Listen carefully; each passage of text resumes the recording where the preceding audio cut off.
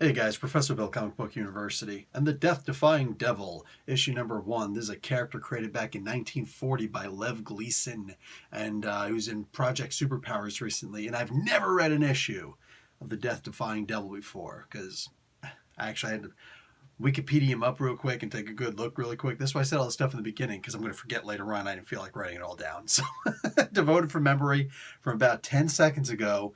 And bang, there you go. Full disclosure here, man. Full disclosure.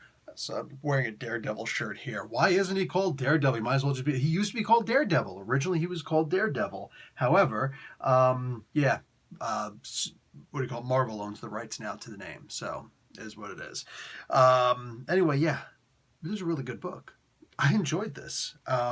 There's a whole lot to learn about this character, and I'm anxious to learn more about this character. Let's get started on this book after we talk about who wrote the book, who made the book. Writer is Gail Simone. The artist is Walter Giovanni. The colorist is Adriano Augusto, and the letterer is Simon Boland. We got 5 covers here. This cover, the main cover, is by Riccardo Federici. Lucio Perillo does another, Tyler Kirkham another, Ben Oliver another, and In-Hyuk Lee does cover E. I didn't see that one. Probably would have grabbed that one. No disrespect to anybody else, and just, we've all got our favorites. Anyway, so it's cool that we actually start off with this conversation about Audie Murphy. The first time I ever learned about Audie Murphy was my first year after basic training in the Army. Audie Murphy was, actually just read the comic book. The first page is pretty much devoted to Audie Murphy. And all that stuff is true. All that stuff is true. And all of us, the noobs, the new people, what do we go? The FNG, the effing new guy. We're always introduced to the concept of Audie Murphy, meaning don't be stupid. Audie Murphy was a hero in every way, shape, and form. At the same time, that's not what. Yeah, no, that's not the role model that we look towards in the military, because that just doesn't make any sense. Anyway, yeah, so bang. That was for me, that was a really cool way to introduce this book, to start off this book, because now we're talking about the actual character, the Death-Defying Devil, who, by looking up his history, originally he was created to be by Lev Gleason, a guy who was, his parents were lost or killed, something to that effect, in Australia, and he was raised by an Aboriginal tribe, and he learned how to use boomerangs. So now he uses razor-sharp boomerangs with a spiked belt, and he goes out and he fights bad guys, local crime and stuff. Cool. I am 100% down for this. This is about as fantastical as you can imagine. This is the Tarzan sequence. What do you call it? This is exactly what I'm looking for in a comic book that just it's based on a regular human being type character who there's no way that something like this would actually exist. And the character talks by the end of this comic book, and he didn't talk prior to this. And that was the biggest disappointment for me. I don't want this guy to talk. I want to find out that he's taken a vow of silence or something like that. But anyway, like for me, that was just cool. He starts off, trying to defend some family.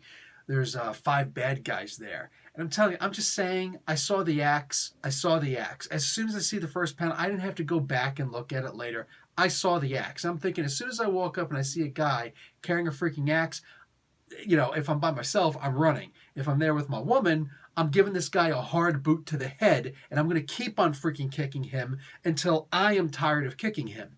Of course, it would have been a little bit freaky, because then I probably wouldn't have noticed the guy coming behind me and the other 3 guys coming out from like these guys just like this was a setup, man. This was a setup. At the same time, I might have been expecting that if I'd have known that everybody wanted people out of the house. This is basically an eviction scheme.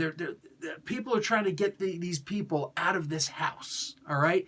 There's this dude, he's a bad guy, apparently he's got some serious sadomasochistic issues going on, and he wants these people out of this house. He's trying to make a land grab, and I don't know, create some kind of a superhighway. That's a typical thing, right? Listen, this comic book might as well be called Super Trope, because everything about this is a trope.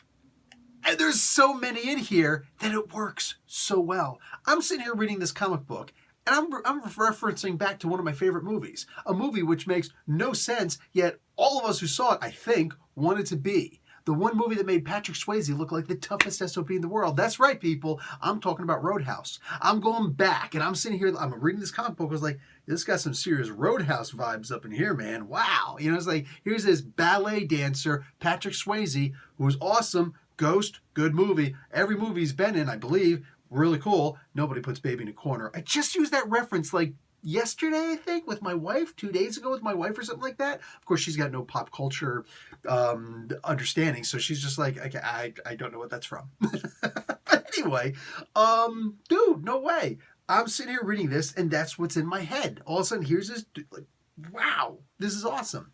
So, listen, if you want yourself a good comic book, that it's kind of like a Batman-esque kind of character. He's this regular human being who's just so ridiculously badass and same. And yet, at the same time, there's this guy who's able to kick his ass.